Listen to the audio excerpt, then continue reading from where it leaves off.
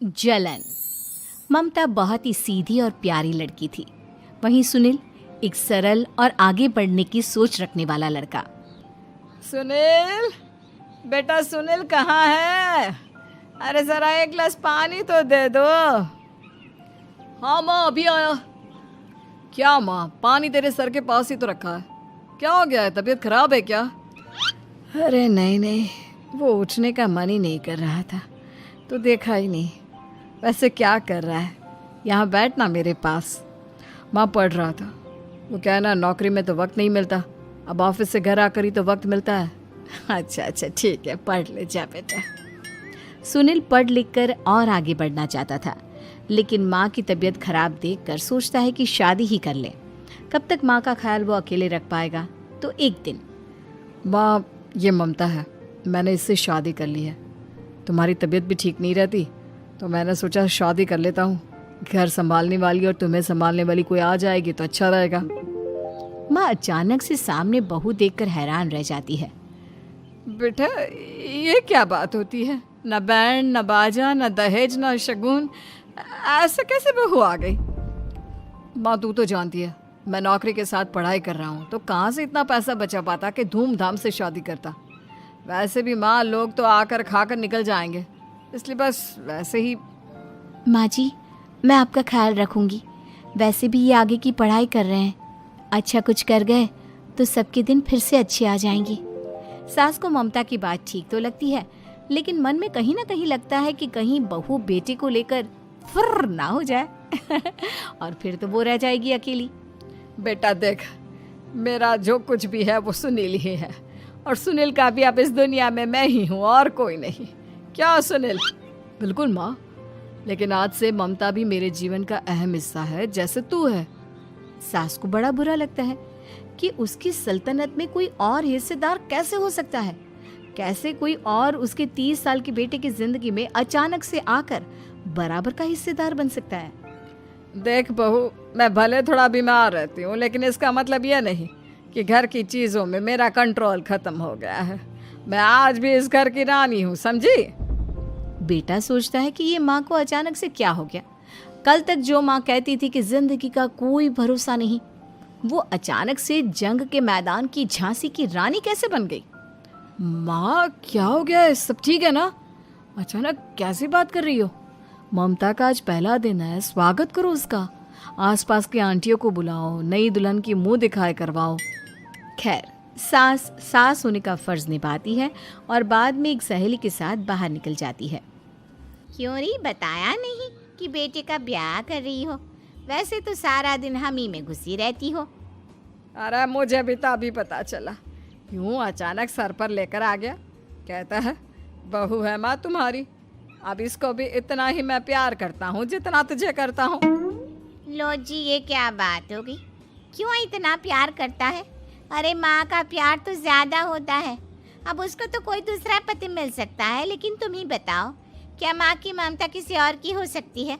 ना जी ना, बेटे को समझाओ ये बात। अरे क्या समझाऊं, मुझे तो खुद ही समझ में नहीं आ रहा कि क्या हो रहा है। जो बेटा कल तक माँ माँ करता था, अचानक से बीवी बीवी का राग आलाप रहा है। देखा, उसकी बीवी ना सुंदर और जवान है। सुंदरता के आगे तो एक से एक नहीं टिके, तो तेरा बेटा किस खेत की मूली है? सास को भी समझ में आ जाता है कि बहू की सुंदरता के आगे माँ का प्यार किसी काम का नहीं। उधर बीवी, ए जी, अम्मा जी सहेलियों को छोड़ने गई थी, अभी तक आई नहीं, हम देख आए क्या? अरे रहने दो ना, आ जाएंगी। कहाँ जाएगी, उनकी आदत है, एक बार जाती है तो पूरी पंचायत खत्म करके ही आती है। अच्छा ही है, खाना वाना खा कर गई होगी। छोड़ो ना, घूमेगी तो खाना पचेगा नहीं तो ऐसे ही खाट पकड़ लेगी। बहू भी शांत हो जाती है। उधर सास सोचती है कि आज थोड़ा देर से ही घर जाती हूँ, जब बेटा परेशान होकर ढूंढेगा तब मजा आएगा। बीवी को खुद ही पता चल जाएगा कि माँ के आगे उसकी दाल नहीं गलेगी। लेकिन वहीं दूसरी ओर घर पर, ए जी, माँ जी अभी भी नहीं आई, हमको तो घबराहट हो रही है कि क्या करें, जाकर पता करें किसी के घर। अच्छा, कहाँ जाओगी ये भी बता दो। पहला दिन है तुम्हारा इस घर में और एक ही दिन में मोहल्ला छानोगी क्या? हाँ, तो आप भी तो नहीं जा रहे हैं ना, हमको फिक्र हो रही है। अरे यार, ये रोज का है अम्मा का, खाओ और सो जाओ।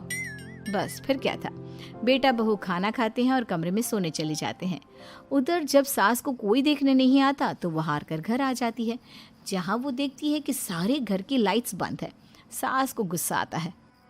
बहू, ममता बहू कहाँ हो? लेकिन सारे दिन की थकी बहू को ऐसी नींद आती है जैसे किसी ने भांग की गोली खिला दी हो। वो तो नहीं उठती। उठकर आ जाता है बेटा। अरे क्या बात है अम्मा, काहे चिल्ला रही हो? अरे सो जाओ ना, सुबह की थकी है बहू, वो सो रही है। जोर से बोलोगी तो नींद खुल जाएगी उसकी। माँ को गुस्सा आ जाता है। फिलहाल तो सो जाती है, लेकिन मन ही मन ढेर सारा जहर बहू के लिए भरा होता है। सुबह बहू चाय बना रही होती है कि सास धीरे से गैस तेज कर देती है, जिससे चाय का बर्तन जल जाता है। और जैसे ही बहू चाय का बर्तन उठाती है उसका हाथ जल जाता है। मेरा हाथ जल गया। वो जोर जोर से चिल्लाकर इधर उधर भागती है कि सास थोड़ी देर में उसके हाथ में पानी डाल देती है। हाय रे बहू, क्या कर रही हो? पहली बार रसोई छुई हो क्या? सासू माँ गलती से गैस तेज रह गई थी और बर्तन जल गया, जिससे मेरा हाथ जल गया। हाय रे, कितना गंदा दाग। छी छी छी छी, मुझे तो उल्टी आ रही है तेरा गला हुआ मांस देखकर। तू ना मुझे अभी साथ से खाना मत लगाना। बहू भी खुद का हाथ देखती है तो उसे भी रोना आ जाता है। कुछ दिनों के बाद सास की सहेली आती है। बहू चाय बनाकर लाती है। उसके जाने के बाद सहेली कहती है, बहू की सुंदरता ऐसी है कि कोई भी दीवाना हो जाए। वैसे तेरे बेटे का क्या हाल है? अरे वैसा ही है, बहू के पीछे लट्टू। क्या करूं, कुछ समझ में नहीं आ रहा। मैंने तो बहू के चेहरे पर दिवाली के पटाखे की चक्री फेंक दी, उसका पूरा चेहरा जल गया।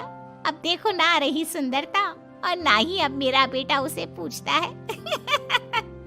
अरे अब तो वो उसे छोड़कर दूसरी भी देखने को बोल गया है मुझे। बहू सारी बात सुन रही होती है। आंटी एक बात बताइए, क्या भरोसा है कि दूसरी सही आए और आपके अनुसार रहे? देखिए आंटी, मेरी सासू माँ को गलत बात सिखाने की जरूरत नहीं है। हमारा परिवार साथ में खुशी से रह रहा है। देख बहू, मेरी सहेली की बेइज्जती ना कर, वही अच्छा रहेगा तेरे लिए, समझी? बहू नहीं मानती है। वो बार बार उनकी सहेली को घर से निकल जाने को कहती है। तभी सास की सहेली पास के चूल्हे से लकड़ी लाकर बहू के चेहरे पर लगा देती है। बहू जोर जोर से रोने लगती है। अरे ये क्या कर दिया? मैंने कहाँ किया, ये तो तूने किया। तू ही नहीं चाहती थी कि बहू बेटे के साथ रहे, भला मैं क्यों करूँगी? मैं तो चली, निपटो अब। बहू रो रही होती है, दर्द से चिल्ला रही होती है, लेकिन सास उसे डॉक्टर के पास नहीं ले जाती। तभी पति आता है। क्या हो गया ममता? ये दाग कैसे लगा? तुम कैसे जली? ममता कुछ नहीं कहती, बस दर्द से करा रही होती है। पति माँ की तरफ देखता है। हो ना हो माँ, ये पक्का आपका काम है। आप ही ममता से जला करती थी ना। देखना माँ, अब पुलिस आएगी, केस बनेगा, लेकिन पहले मैं ममता को अस्पताल लेकर जा रहा हूँ। सभी अस्पताल जाते हैं, जहाँ डॉक्टर ममता की सास से कहते हैं, आपने तो नहीं जलाया ना बहू को? अब ममता की सास के तो पसीने छूट रहे होते हैं। वो घबरा कर कहती है, ना ना डॉक्टर साहब, कैसी बात करते हैं? हम क्या जलाएंगे अपनी बहू को? डॉक्टर ममता के पति से पूछते हैं। देखिए, क्योंकि ये ससुराल में जली है तो मामला पुलिस का बनता है, तो आप पहले पुलिस को बुलाइए, तभी इलाज पूरा होगा। सास डर जाती है कि अब तो बच्ची जिंदगी जेल में ही रहना होगा। रहने दीजिए ना, पुलिस को क्यों बुलाना? सारी हंसी खत्म हो जाएगी जब पुलिस के डंडे पड़ेंगे। बहू को जलाना भले ही बहुत आसान हो, लेकिन उसके बाद सारी जिंदगी जेल की हवा खाना। सास डर जाती है। पुलिस आती है। पास लेटी दर्द से करा रही ममता स्टेटमेंट देती है। तो क्या हुआ था? कैसे जली आप? ममता पास खड़ी सास को देखती है। बेटी बताओ, कैसे जल गई तुम? ओए, काका का किरण वाली शाहरुख, चुप, बिल्कुल चुप। सास चुप। सभी इंतजार करते हैं कि ममता क्या बोलेगी। जी, मैं खाना बना रही थी, लकड़ी उड़कर मेरे ऊपर गिर गई और मैं जल गई। सास बहू की बात सुनकर रोने लगती है। देखा माँ, कितनी समझदार है ममता। ये चाहती तो, हाँ बेटा, ये चाहती तो मैं आज जेल में होती। मुझे माफ कर दे। मैं आगे से अभी कभी ऐसा नहीं करूंगी। बहू के साथ मिलकर रहूंगी। मुझे माफ कर दे।